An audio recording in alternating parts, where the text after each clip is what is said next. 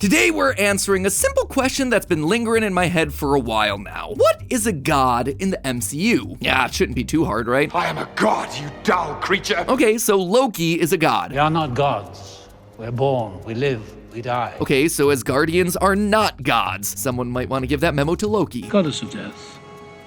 Hello. So Asgardians are gods? The humans think us immortal. Should we test that? Oh, come on!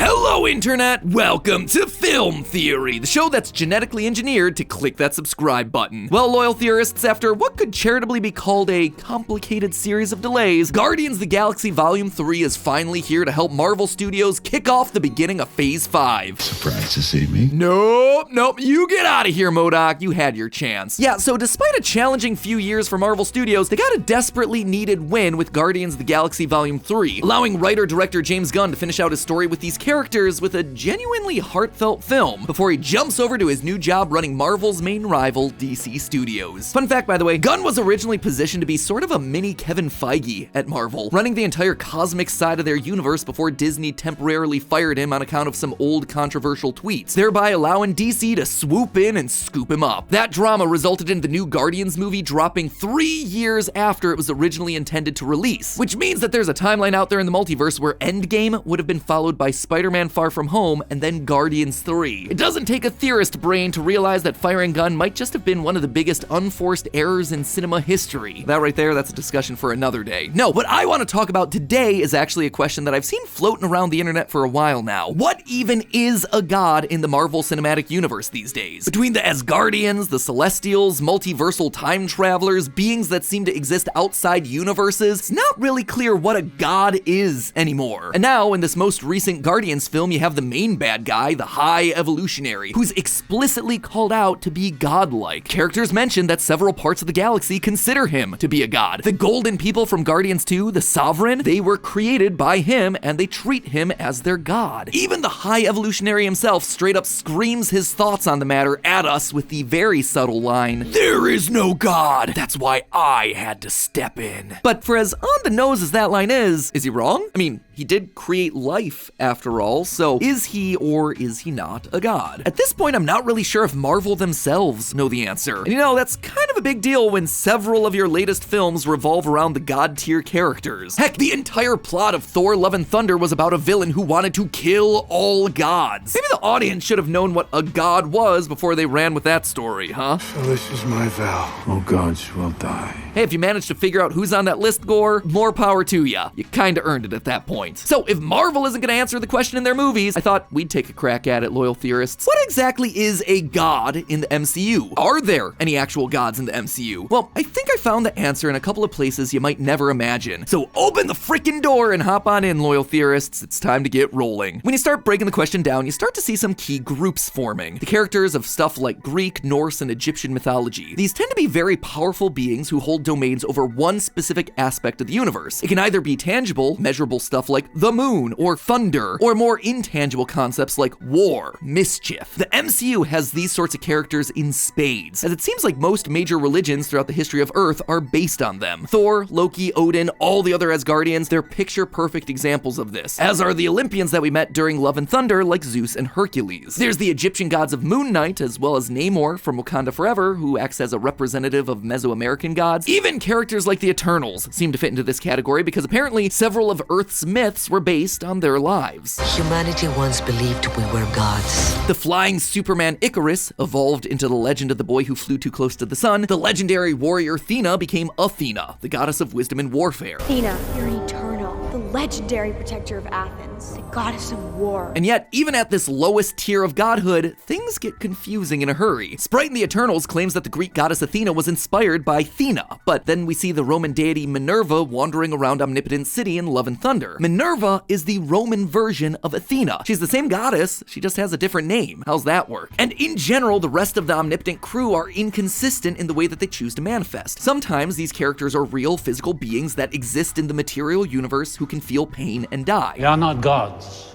We're born, we live, we die, just as humans do. Other times they need people in order to harness their power, where gods like Khonshu and Moon Knight and Boston Black Panther have to act through a human representative. What are you? I serve Khonshu. I'm his avatar, which means you are too, sort of. Khonshu, Yeah. the Egyptian god of the moon. That's the stupidest thing I've ever heard. Sort of like an avatar system. Avatars, blue people. Love that film. By avatar. You mean that? What I mean. Anime. And while the human avatar can die, the god remains. And the only way to get rid of them is to imprison them in little idols for thousands of years. In every single one of these cases, they all seem to just be highly advanced creatures that our lowly human meat brains confuse for gods. Jane Foster really sums this up best in Thor 1. Well, magic's just science that we don't understand yet. In general, these groups are classified as gods by the humans in the MCU, but they're not actual gods. Well, sure, sometimes they'll call themselves gods, like Loki in Avengers or Hela in Ragnarok. That's just them flexing their might relative to their audience. When push truly comes to shove, and when they're honest with themselves, they know deep down that they're not actual gods. You're not a god.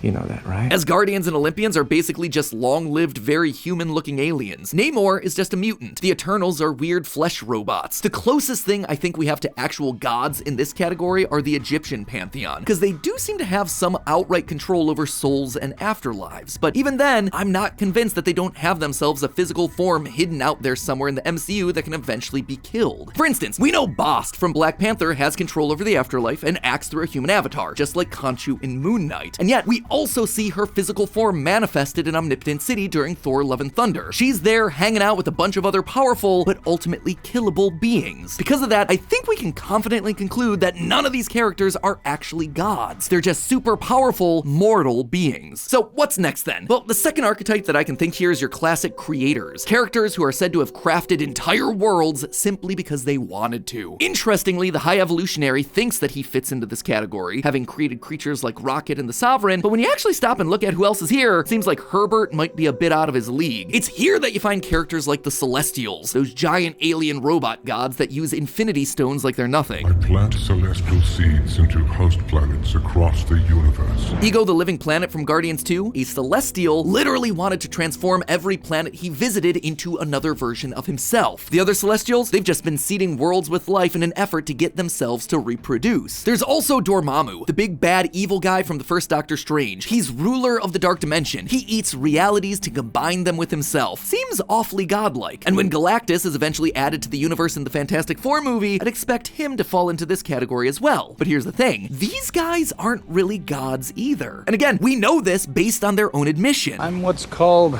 a celestial, sweetheart. A celestial like a god? Small g, son. While to lesser beings these creatures would be considered gods, again, they recognize that there are higher powers than even themselves. They live, they have a need to reproduce, and they can die. If you kill me, you'll be just like everybody else. Heck, the Guardians team spends a lot of time in Nowhere, which is the head of yet another dead Celestial. As for Dormammu, we see that he's able to be affected by the Infinity Stones, which suggests that he's bound by the physical limitations of the world. As Ego says, If I don't return regularly to my planet and the light within it, this form will wither and perish. the Celestials and Dormammu are powerful, and are certainly more powerful than the base level of gods that we talked about before, but they're only one rung up on this overall power totem pole. What about something more metaphysical? Characters that exist more like ideas, who are said to have created literally everything in existence. In the context of the MCU, we've only really met one of these so far, the cosmic being Eternity in Thor: Love and Thunder, who had the ability to literally alter reality by granting any wish put before it. Eternity. What does he mean, reach eternity? Eternity is a very powerful being at the center of the universe. It will grant the desire of the first person who reaches it. Based on the statues that we see at Eternity's altar, there are at least 7 of these sorts of entities in the universe. Altering entire universes on a whim seems like something a true god could do, right? Well, yeah, in reality. But in the MCU, it's not quite godlike enough. Look at Kang and his variants. They've spent eons going throughout the multiverse erasing entire realities, and presumably those realities' versions of Eternity and the other gods. Sure, in Love and Thunder, Gor's problem is ultimately solved by making a wish to Eternity, but it seems like it could also have been solved by just finding another reality where his daughter didn't die, implying to me that Eternity is limited to a single universe. Listen again to where they have to find Eternity in Love and Thunder, the center of the universe, not the center of the multiverse. So is Kang then, the one in control of the multiverse, a god? god. Nope, I don't think you can really call any of the Kang variants gods either. He Who Remains gets killed in his first appearance. Kang the Conqueror gets defeated by large ants. Not very impressive for a god. So even though they have the most multiversal power of any of the creations we've seen yet, even they aren't at the top of this heap. Honestly, when you look up and down the whole hierarchy of power here in the MCU, none of the characters we meet really seem to match up with the true idea of what a god should be. In one way or another, something always cancels them out. Something can destroy them. Something can make them mortal. And if we'd gone into this theory a year ago, I'd leave it there. There are no true gods in the MCU because ultimately there is no higher power. But I'm not convinced that that's the case anymore. One of the most heart-wrenching scenes in Guardians Volume 3 sees Rocket Raccoon's consciousness wake up in a misty white room. It's here that he speaks with the spirits of his lost friends. They tell him that they're flying through the forever sky and that he's welcome to join them, but just not yet. Rocket still has a purpose in the world. Rocket then asks, a purpose for what? They made us for nothing. And his friend disagrees, saying, there are the hands that make us, and then there are the hands that guide the hands. Now, this could all just be happening in Rocket's head. This could just be the brain of a dying animal trying to make sense of their life. A dramatic moment to add weight to a climactic scene. But to me, I think this confirms that the MCU has an afterlife. One beyond the astral planes of Black Panther. One beyond the field of reeds and Moon Knight. This feels like absolute confirmation that there is some sort of all-powerful force. The hands behind the hands. A god figure running everything behind the scenes. And you won't believe where we really get that answer from. Kevin?